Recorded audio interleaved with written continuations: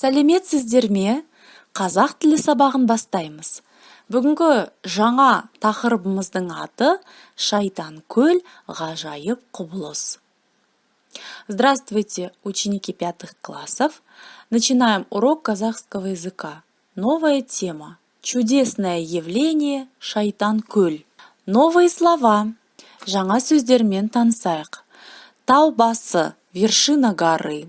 Жартас, скала, қарағай, сосна, мөлдір, прозрачный, биіктік, высота, жоңғар шабуылы, нападение, джунгар, шайхасады, сражаются, құдай, бог, сыйынады, молиться, молятся, қорғайтын, защитная, көз жасы, слезы.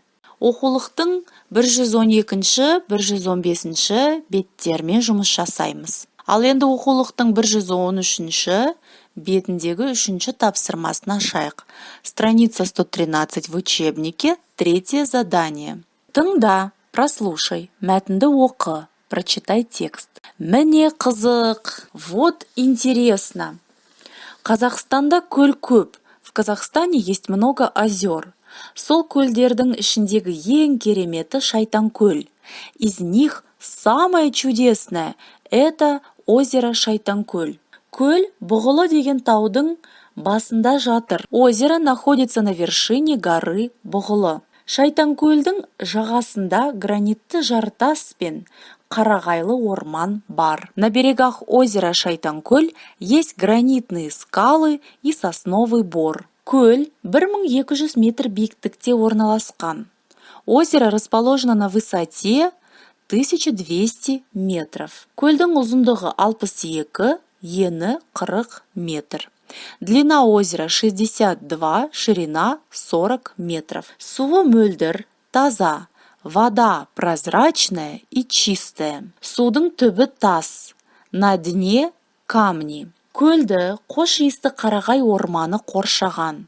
Озеро окружают сосновый лес. Көлдің пайда болуы туралы аңыз көп. Много есть легенд о происхождении озера. Жиі айтылатыны жоңғарлар шабуылы туралы аңыз.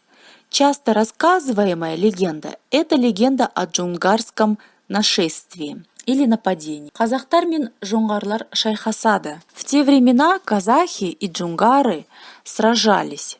Жоңғардың әскері көп болады.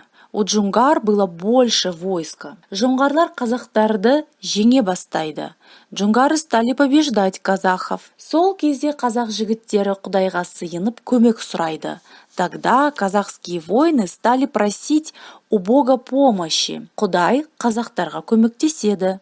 Бог помог казахам. Құдай жоңғарларды казах жерін қорғайтын тас мүсіндерге айналдырады. Господь превратил джунгарское войско в каменные статуи, которые охраняют казахские земли. Ал көлдің суы казах жігіттерінің аналарының көз жасы екен. А слезы матерей казахских воинов – это вода озера. Оқулықтың 113 бетіндегі 4 тапсырманы ашайық. 113 страница, 4 задание. Суреттердің орнына сөздерді қойып, сөйлемді толықтыр. Дополни предложение, записав вместо картинок слова. Шайтан көл тауда орналасқан. Көл Бұғылы деген таудың басында жатыр. Шайтан көл гранитті жартас пен қарағай орман қоршаған. Көл 1200 метр биіктікте орналасқан.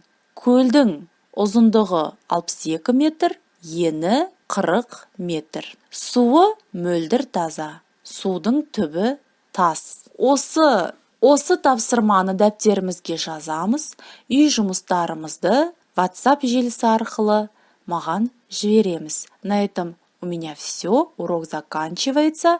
Я жду ваше домашнее задание. До свидания.